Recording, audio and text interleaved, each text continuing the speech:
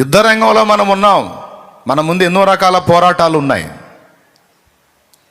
మనం కృంగిపోయే పరిస్థితుల్లో ఉండకూడదు. ఎదిరించి పోరాడే వీరుల జాబితాలో ఉండాలి.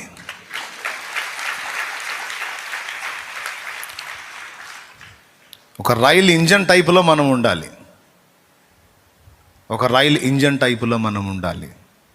రైలు ఇంజన్ వెనక బోగిలు ఉంటుంది, పెద్ద రైలు ఉంటుంది కదా, దాని టైపుల్లో మనం ఉండాలి. రైలు ఇంజన్ ఎప్పుడైనా దాన్ని ట్రాక్ మీద గేదె అడ్డు వచ్చిందని ఎప్పుడన్నా దిగులేసుకొని ఆగిద్దా?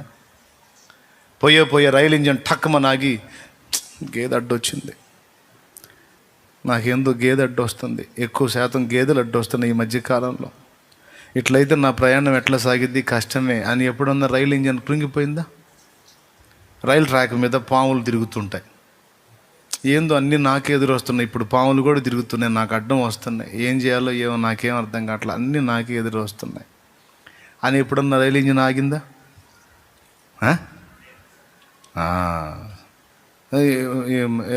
గేదె తీసే ఎద్దు వచ్చింది, ఏందో మొన్న గేదె వచ్చింది, ఇలా ఎద్దు వచ్చింది, ఏందో అసలు అన్నీ నాకే ఎదురు వస్తున్నాయి, అసలు ఇట్లయితే ఎట్లా, నాకు చాలా కష్టంగా ఉందని ఎప్పుడైనా రైలు ఇంజిన్ కృంగిపోయిందా? 5 గేదెలు వరుసగా నిలబడ్డాయి, ఇదేందో ఎవరికి రానన్ని గేదెలు నాకే అడ్డు వస్తున్నాయి, ఏందో 5 గేదెలు వరుసగా ఉన్నాయి, నా జీవితం అంతా ఇలానే అయిపోతుంది, ఏందో నాకు అన్నీ ఎదురు వస్తున్నాయి. నేను బయలుదేరిన దగ్గర నుంచి అక్కడ ఎద్దు ఎదురు వచ్చిందా, ఇక్కడ గేదె వచ్చిందా, ఇక్కడ పాము వచ్చిందా, అక్కడ కొండ చిలువ వచ్చిందా, అక్కడ కట్ల పాము వచ్చిందా, అక్కడ రక్తపింజరి వచ్చిందా, ఆడ త్రాసు పాము బుసుమని పడగెత్తిందా, అసలు ఏందో అన్నీ నా ప్రయాణంలోనే ఎదురు వస్తున్నాయి. నేను ఎప్పుడన్నా రైలు ఇంజిన్ ఆగిందా?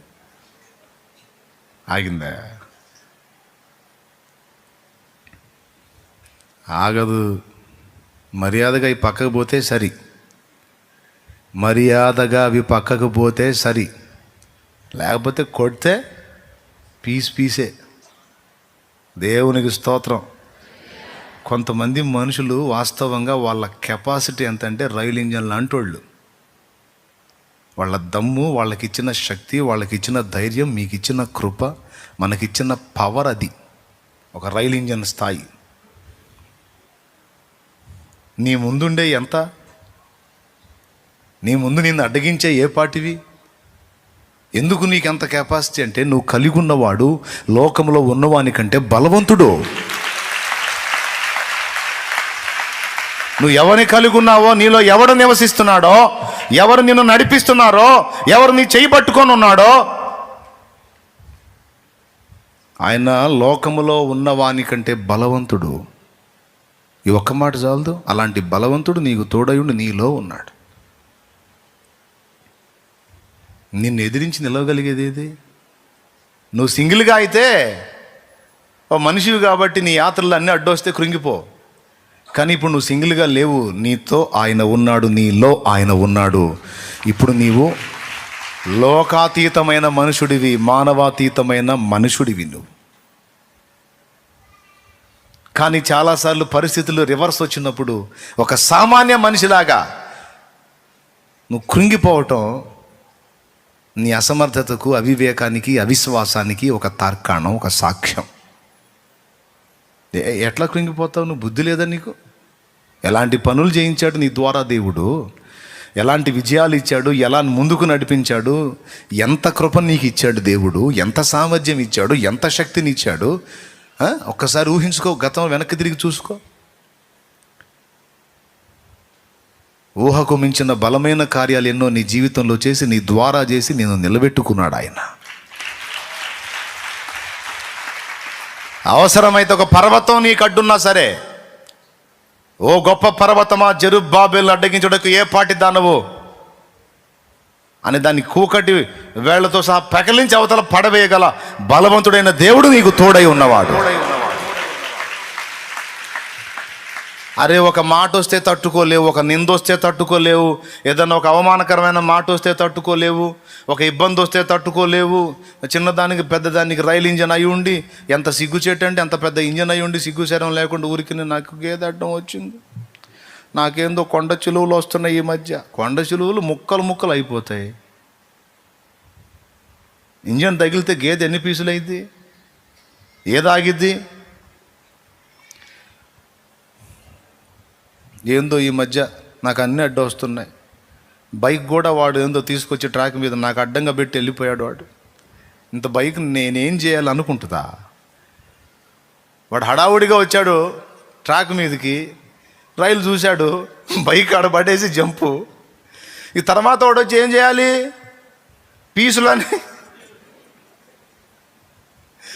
పీసులన్నీ తీసుకెళ్ళి ఆ మిఠాయికో లేకపోతే పాతినప సామానుకో అమ్ముకోవాలి అంతే. ఇంకేం చేస్తాడు? మరి మిగులుతుందా? మరి రైలు ఇంజన్ కృంగిపోతే ఎట్లాయా? ఢీ కొట్టాలా? నీ దినములన్నిట ఎవరు నీ ఎదుట నిలువలేరని యెహోషువతో, నీ దినములన్నిట ఎవరు నీ ఎదుట నిలువలేరని యెహోషువతో వాగ్దానము చేసినావు, వాగ్దాన భూమిలో చేర్చినావు, వాగ్దానము చేసినావు, వాగ్దాన భూమిలో చేర్చినావు. సర్వోన్నతుడా నీవే నాకు ఆశ్రయ దుర్గము, సర్వోన్నతుడా నీవే నాకు ఆశ్రయ దుర్గము. ఎవరు లేరు నాకు ఇలలో, ఎవరు లేరు నాకు ఇలలో, ఆదరణ నీవేగా, ఆనందం నీవేగా, ఆదరణ నీవేగా, ఆనందం నీవేగా. ఒక అవమానకరమైన పరిస్థితి నీ ముందుకు వచ్చిందంటే అది ఒక గేదె అనుకో. ఒక నింద నీ మీదకి వచ్చింది అంటే అది ఒక ఎద్దు అనుకో. ఒక ఓటమి నీ జీవితంలో అడ్డుగా వచ్చి ఎదురొచ్చిందనుకో, ఒక ఓటమి, నువ్వు ఊహించని ఓటమి నీకు వచ్చిందనుకో, అది ఒక దున్న అనుకో. ఎద్దు, గేదె, దున్న. కొన్ని వేరే వేరే సమస్యలు నీ దగ్గరకు వచ్చి నేను భయపెడుతున్నాయి అనుకో, అవి సర్పాలు అనుకో. ఎన్నైతేనేమి, ఎంతటివైతేనేమి, ఇంజన్ ఎప్పుడు కృంగిపోలేదు, ఇంజన్ ఎప్పుడు వెనక్కిపోలేదు, ఇంజన్ ఎప్పుడు ఆగిపోలేదు. ఇంజన్ ఒక్కటి జాగ్రత్తగా చూసుకుంటే చాలు. ఇంజన్ ఒక్కటి జాగ్రత్త, అది ట్రాక్ మీద నిలబడాలి, ట్రాక్ తప్పకుండా చూసుకోవాలి, అది ఒక్కటే ఇంజన్ చేయాల్సిందే. దేవుని మాటలలో నుండి దాటిపోకుండా చూసుకోను అంతే. నువ్వు జాగ్రత్త పడాల్సింది ఆ ఒక్క విషయమే. దేవుని మాటలు నీకు ట్రాక్, అది దాటిపోకూడదు. నువ్వు అది దాటిపోతే ఇక నువ్వు ఎంత ఇంజన్ అయినా, ఎంత గూడ్స్ ట్రైన్ అయినా సరే, ఇక తల కిందికి కాళ్ళు పైకి. అదొక్కటే నువ్వు చూసుకోవాల్సింది. దేవుడు చెప్పినటువంటి క్రమము, క్రమశిక్షణలో నువ్వు ఉండి దేవుని యందు భయభక్తులు నిలిపి నువ్వు సాగిపోతూ ఉంటే ఇక ఎంతటివైనా నువ్వు కృంగిపోవాల్సిన అవసరం లేదు. దేవుడు చెప్పినట్లు నేను జాగ్రత్తగా అడుగులు వేస్తున్నానా లేదనేది ఒక్కటే చూసుకో. అందరికీ చెప్తున్నా, దేవుడు చెప్పినట్లు నువ్వు అడుగులు వేస్తే నువ్వు పట్టాల మీద నిలిచున్న రైలుతో సమానం. ఇక పట్టాల మీద బండి ఉన్నంతసేపు ఇక దేన్నైనా లెక్క చేయదు. బైకు లేదు, ఏనుగైనా సరే కొట్టిందంటే ఇంకంతే. గేదాగదు, ఎద్దాగదు, దున్నాగదు, ఏనుగైనా ఎగిరి అవతల పడాల్సిందే. దాని ఫోర్స్ అలా ఉంటుంది. దేవునికి స్తోత్రం చెప్పండి గట్టిగా. అట్లా చేశాడు నిన్ను. నువ్వేమో ఆ గిద్యోను సైన్యంలో ఆ మోకాళ్ళు నీ కృంగిపోయి గతికిన వాళ్ళలాగా, తాగిన వాళ్ళలాగా, చిన్నదానికి కృంగుబాటే, పెద్దదాన్ని కృంగుబాటే, ఊరకనే డీలా పడిపోవటం, ఊరకనే నీరసం అయిపోవటం, అప్పుడే శూన్యంలోకి చూడటం, అంతా అయిపోయిందని మాట్లాడటం, విరక్తిలోకి వెళ్ళిపోవటం, ఇదంతా పనికిమాలిన వ్యవహారం. ఎలా ఫీల్ అవు?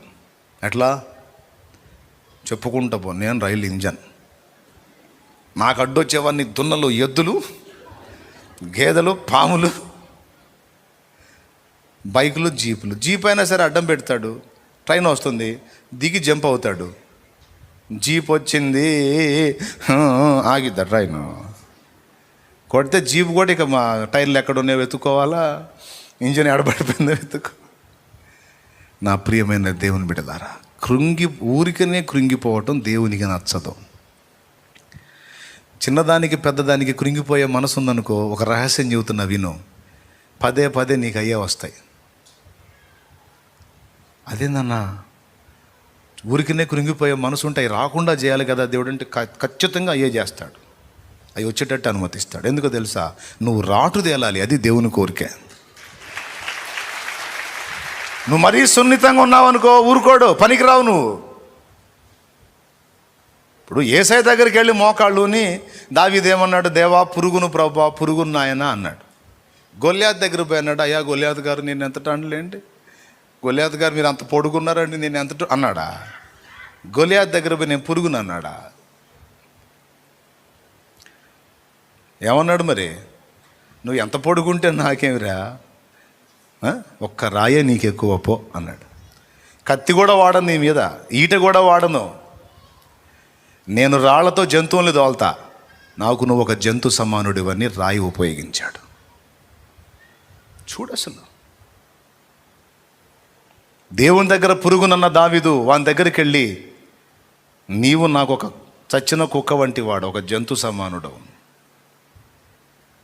సమస్యని ఏ దృష్టితో చూశారో భక్తులు చూడండి, ఎలా ఎదిరించి నిలబడ్డారో చూడండి, ఎలా ఢీ కొట్టి జయం పొందారో చూడండి. ఆ మెట్టుకు నువ్వు వచ్చిన దాకా నువ్వు సున్నితంగా ఉన్నావు అనుకో, దెబ్బ మీద దెబ్బ తగులుతూనే ఉంటాయి. నువ్వు రాటు తేలిన దాకా తగులుతూనే ఉంటాయి. ఇక నువ్వు తెగబడి జూలు విదిల్చిన దాకా దేవునికి మహిమ. సింహం పిల్ల ఉంది, అది సింహం పిల్ల వాస్తవంగా, కానీ దాని పసితనంలో కుక్కలు కూడా జరుగుతుంటాయి. దాన్ని కుక్కలు కూడా జరుగుతుంటాయి. కుక్క భౌభవని ఎగబడగానే ఇది పరిగెత్తుకుంటా తల్లి దగ్గరకు పోయి, మమ్మీ నన్ను చూడు మమ్మీ, ఎంత తరుగుతుందో చూడు మమ్మీ నా మీద భౌభవన్ అరుచుకుంటా వచ్చింది మమ్మీ అనిపోయి. తల్లి ఏం పట్టించుకోదు, తల్లికి తెలుసు కదా అసలు విషయం. అవసరమైతే తల్లి ఏం చేస్తుందో తెలుసా? అవి ఉన్న దగ్గరికి తీసుకెళ్ళి వదిలిపెట్టింది మళ్ళీ. అట్లాగా తరమబడి చిన్నగా పెరిగి పెద్దదై చివరికి ఏమంటుంది తెలుసా? తరమబడి చివరికి జూలు విదిల్చి గర్జన చేసిద్ది. ఇక అంతే, కుక్కలు ఒక్కడు కూడా కనపడవు అక్కడ. దేవునికి స్తోత్రం, హల్లెలూయా. పంజా కొట్టి రాయ్ అని అరిచిందనుకో, ఇక కుక్కలు కాదు, ఏనుగు కూడా ఎగిరిపడిద్ది, ఎక్కడో ఉందిరా ఈ దగ్గరలో అని. సింహం, నువ్వు సింహం పిల్లవి అంటాడు ఆయన. యోధా గోత్రపు సింహాన్ని నేను, నా బిడ్డవి నువ్వు, నా బిడ్డవి నువ్వు. పాడదాం మనం, యోధా. మరి ఆయన సింహమా అన్నావు, ఆయన బిడ్డనని చెబుతావు, మరి నువ్వెవరివి? నువ్వు పిల్లివే? పిల్లి సైతం ఒక్కో సందర్భంలో రివర్స్ అయితే మరి ఎవరు నువ్వు? అరే, ఊరికనే కృంగిపోయే వాళ్ళకి చెప్తున్నాడు దేవుడు ఈ మాట. ఎన్ని సమస్యలు, ఎన్ని అవమానాలు, ఎన్ని నిందలు, ఎన్ని తిరస్కారాలు యోసేపుకు వచ్చినాయి. ఏం చేశా? యోసేపుకు వచ్చినాయి, అంతే ఉన్నాయా? యోసేపు తల ఎత్తలేదా? నేను యోసేపును గనపరచలేదా? సింహాసనం ఎక్కించలేదా? నేను చేయనా నీకు? అనని మాట్లాంటారు, అరే అనని అను, పడు. విమర్శలు వస్తాయి, పడు. నిందలు వస్తున్నాయి, పడు. ఓడిపోయాను, పడు. అవును, ఓటమి కూడా సహించు. నీ ఓటమిని గెలుపుగా మార్చమని నేను ఉన్నానుగా. అరే నన్ను నమ్మవేను, ఊరికనే కృంగిపోతావు, కుమిలిపోతావు, ఏడుస్తావు, గందరగోళం అయిపోతావు, ఏం విశ్వాసీను అంటున్నాడు ఆయన. నిరాశపడొద్దు, నువ్వు నా బిడ్డవి. ఈ కృంగుబాటు అనే దరిద్రం నీలో వదిలిందాక రప్పిస్తా. జాగ్రత్త. నువ్వు తెగబడి నిలబడ్డదాకా నీకు రాటు తేలాలి. నువ్వు నున్నగుంటే కాదు, గట్టిపడాలి. నీ గుండె దిట్టవు కావాలి, నీ గుండె గట్టిపడాలి. నువ్వు ఎదుర్కోవాలి, తట్టుకోవాలి, నిలబడాలి. నువ్వు శౌర్యవంతురాలవై నిలవాలి. నేను వదిలిపెడతాను అనుకున్నాయింది. నారదీస్తాను నీ దగ్గర నుంచి అంటాడు దేవుడు. దేవునికి స్తోత్రం, దేవునికి మహిమ. గట్టిగా చెప్పో. అలా రాటు తేలేటట్టు మనల్ని నిలబెట్టుతున్న దేవుని గట్టిగా స్తోత్రాలు చెప్దాం, చప్పట్లు కొట్టి మహిమ పరుద్దాం.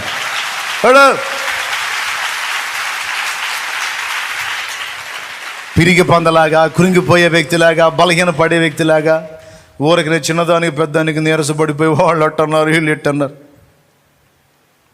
ఇంజన్, రైలు ఇంజన్ డాష్ ఇచ్చిందంటే ఇంకేముండదు ఆడ. ఎంత సైతానుగాడికి తలకాయ నొప్పి పుట్టాలా, ఎంత వేధించి కృంగదిద్దామన్నా ఈ మనిషి కృంగిపోవట్లేదురా. మనం కృంగగొట్టే కొద్దీ రాటు తేలుతుంది, మనం కృంగదీసే కొద్దీ ఇంకా గట్టిపడిపోతుంది అని వాడు అనుకోవాలి. అలాంటి ఆ మెట్టుకు నిన్ను తీసుకురావాలి దేవుడు. అందుకే నువ్వు రాటు తేలున్నట్లు కొన్ని పరిస్థితులు నీకు అనుమతిస్తాడు ఆయన. కృంగుబాటు అంటే ఒప్పుకోడు ఆయన. కృంగిపోలేదా నువ్వు? ఇప్పటికి కూడా కృంగుబాటులో లేవా? నిజం చెప్పు, ఒప్పుకుందాం. నిజంగానే నేను కృంగిపోయాను, దేవుడు నిన్ను లేవనెత్తుతున్నాడు. శృతి ఉన్న పాటలకు విలువలు ఉన్నట్లే కృతజ్ఞతనిచ్చావు, కృపలో నిలిపావు. శృతి ఉన్న పాటలకు విలువలు ఉన్నట్లే కృతజ్ఞతనిచ్చావు, కృపలో నిలిపావు. కృంగిన వేళలో నన్ను లేవనెత్తిన చిరునామా నీవేగా. కృంగిన వేళలో నన్ను లేవనెత్తిన చిరునామా నీవేగా.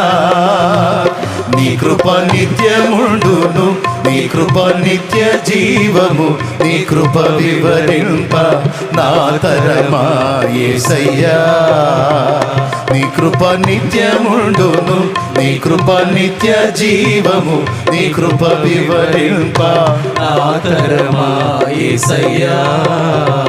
నీతిమంతుల గుడారాలలో వినబడుచున్నది రక్షణ సంగీత సునాదము. నీతిమంతుల గుడారాలలో వినబడుచున్నది రక్షణ సంగీత సునాదము. నీ కృప నిత్యముండును, నీ కృప నిత్య జీవము, నీ కృప వివరింప నా తరమా యేసయ్యా. హల్లెలూయా. తన బిడ్డ కృంగిపోయే స్థితిలో ఉండాలనుకుంటాడా? కృంగిన వారిని లేవనెత్తే వాళ్ళుగా ఉండాలనుకుంటాడా? చెప్పండి. మరి రోగం వస్తే కృంగిపోవటమే, రిపోర్ట్ వచ్చిందాక కృంగిపోవటమే, అనుమానంతో కృంగిపోవటమే. నాకు అదంట, నాకు అదంట, నాకు ఇదంట, నాకు ఇదంట. ఎవరికి లేకుండా ఉంది? ఎవరికి ఉండే వాళ్ళకు ఉన్నాయి. ఖాళీగా ఎవరు ఉన్నారు? నాకు అది లేదు, నీకు ఇది లేదు. ఎవడు ఖాళీగా లేడు, ఎడు ఉట్టిగట్టి ఉండేవాడు ఎవడు లేడు. నాకు అదంట, నాకు ఇదంట. ఏదంట? కొద్ది ధైర్యం తెచ్చుకొని విశ్వాసంతో నిలబడితే అది మొత్తం మారిపోయిద్ది. మార్చేస్తాడు. ఒకవేళ అది నీకు అవసరమై ఇచ్చినా, అది నీకున్నా, నీకేం కాకుండా కాపాడుకుంటాడు. ఇంకేంది నీకు? అవసరమైతే ఇన్ని బలహీనతలు ఉంచి నిన్ను వాడుకుంటూ మొదలుపెట్టి అనేకులకు సాక్షిగా నిలబెడతాడు. ఆరోగ్యవంతులకు సిగ్గు కలిగించడానికి నిన్ను చూపించి వాడుకొని నిన్ను బట్టి మయం తెచ్చుకుంటాడు. ఆరోగ్యవంతులకు సిగ్గు తెస్తాడు. నా బిడ్డ బలహీనరాలు, దుఃఖలాగున్నావు, చూడు మరి నువ్వెంత చేయాలా? ఒక బలహీనుడు అంత చేస్తే, బలహీనరాలు అంత చేస్తే నువ్వెంత చేయాలా? సిగ్గు తెచ్చుకోమని పాఠం నేర్పడానికి నిన్ను వాడుకుంటాడు. దేన్ని బట్టి నువ్వు కృంగిపోతున్నావో ఈవేళ దేవుడు నీతో స్ట్రైట్గా మాట్లాడుతున్నాడు. కృంగిన వారిని ప్రక్కకు పెట్టాల్సి వస్తుంది. కృంగిన వారు కాదు, కృంగిన స్థితిలో నుంచి లేవనెత్తే బిడ్డలుగా నా బిడ్డలు ఉండాలి. ఈరోజు మారు మనసు పొందుదాం. చిన్నదాని పెద్దానికి కృంగిపోతే సైన్యంలో నుండి తొలగించబడతాం. సైన్యంలో ఉందాం, తొలగించబడదామా? సైన్యంలో ఉందాం.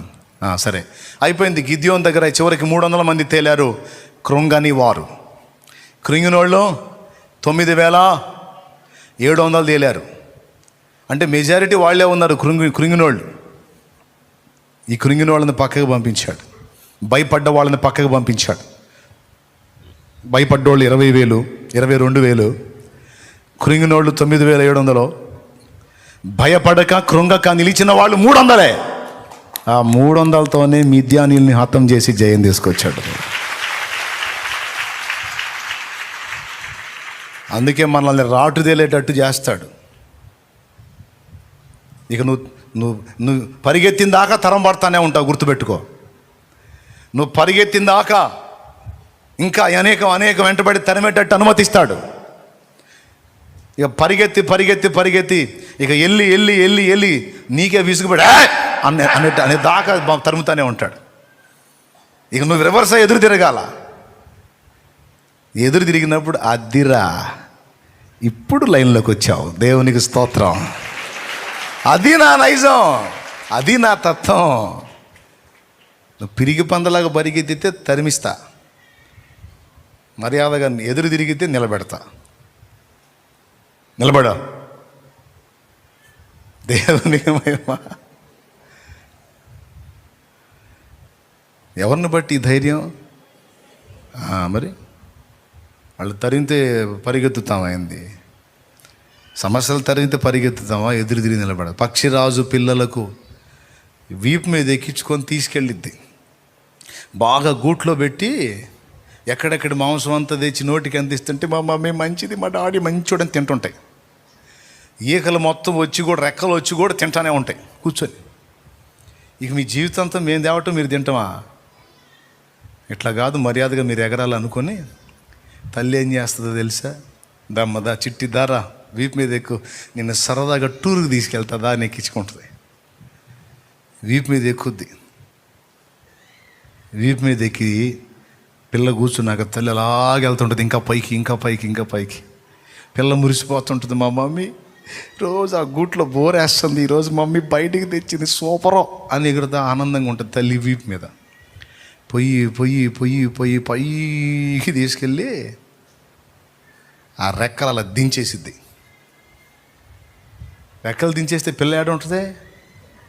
ఆ నుంచి కింద పడిద్ది. వామ్మో మా అమ్మ దుర్మార్గురాలు, ఏంది నన్ను ఇట్లా చేస్తుంది. నమ్మకంగా టూర్ అని తెచ్చి పైకి తీసుకొచ్చి వామ్మ వదిలిపెట్టి, బాబాయ్ చచ్చిపోతున్నా. అది సొంతంగా రెక్కలు ఆడించటం మొదలుపెట్టింది. చురుకైంది, రెక్కలు కదిలించి ఆ పై నుంచి కిందికి వచ్చేసరికే మధ్యలోని రెక్కలు ఉపయోగించడం మొదలుపెట్టి బ్యాలెన్స్గా నిలబడటం సాధన చేసింది.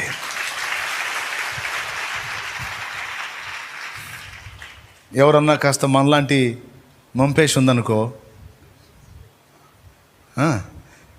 దాన్ని ఏం చేస్తుంది తెలుసా? తీసుకెళ్ళిద్ది, పైకి తీసుకెళ్ళి వదిలిద్ది. దానికి రెక్కలు ఆడించడం అర్థం కాలేదనుకో, రయ్యమని నేలకేసి ఆ కొండకేసి తగిలి ఇదైపోవటానికి వస్తూ ఉంటుంది. దానికి చేతులు ఆడించడం తెలియదు. అప్పుడు ఏం చేసేదో తెలుసా? గమనిస్తూ ఉంటుంది.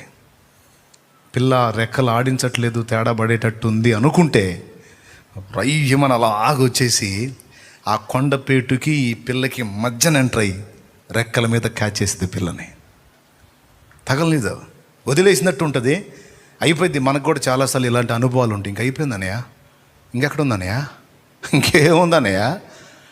వాళ్ళ దెబ్బకు నాకు కూడా ఏదో ఒకటి అయిపోయింది అన్నట్టు అయిపోయింది నాకు కూడా. ఇంకెక్కడనయ్యా, ఇంకేముంది, అంతా అయిపోయింది అన్నయ్య. ఇక నేను కూడా నా జీవితం కూడా అంతా అయిపోయింది అన్న శూన్యంలోకి వెళ్తా. వెళ్ళి కాసేపు అయిన తర్వాత తేరుకొని, ఇదేంది వీళ్ళు నన్ను కూడా తీసుకెళ్తున్నారట్టు, చిచి సైతానప్పో. కొంతమంది అలా చేతులు ఆడించడం మానేసి, రెక్కలు ఆడించడం మానేసి వదిలేసి ఇంకా అంతా అయిపోయింది అన్నట్టు వస్తుంటారు.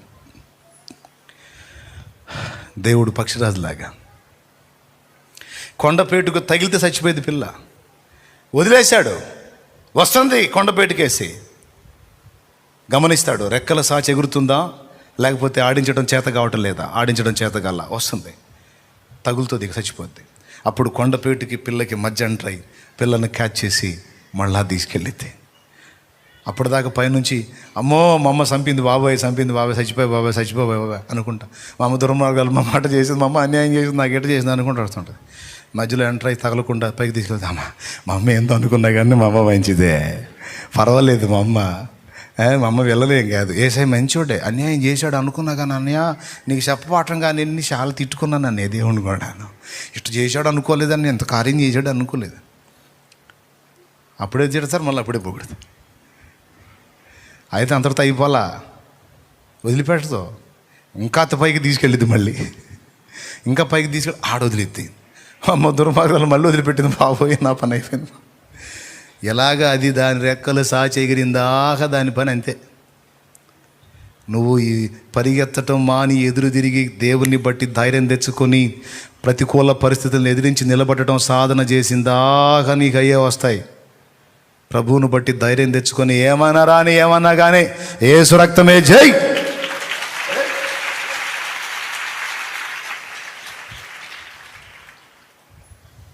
ఏం చేస్తావో జై, అంతే. నిన్ను దేవుడు ఒక బలమైన సాధనంగా చేశాడు, కృంగిన వారిని లేవనెత్తే వ్యక్తిగా చేశాడు, ఒక రైలు ఇంజన్ లాగా నిన్ను చేశాడు. ఏదైనా అడ్డొచ్చిందంటే కొట్టి అవతల పడేయటమే, దానికోసం కృంగిపోయి ఆలోచించి గందరగోళం అయ్యేలే, సాగిపోవాలా. అడ్డొచ్చిన ప్రతి దాన్ని చూసుకొని రైలు ఇంజన్ ఆగిపోతే దీని ప్రయాణం సాగినట్టే, అందులో ఎక్కినోడు గమ్యం చేరినట్టే. కొట్టేసుకుంటూ వెళ్ళిపోతూ ఉంటుంది, ఏవేవో వస్తుంటాయి, అన్నిటిని కొట్టేసుకొని. ఎంతమందికి అర్థమైంది ఇప్పుడు మనం ఎట్టుండాలి? అయ్యా దిగులేసుకొని కూర్చొని కృంగిపోవాలా? సాగిపో, దేవుడే నీకు తోడు.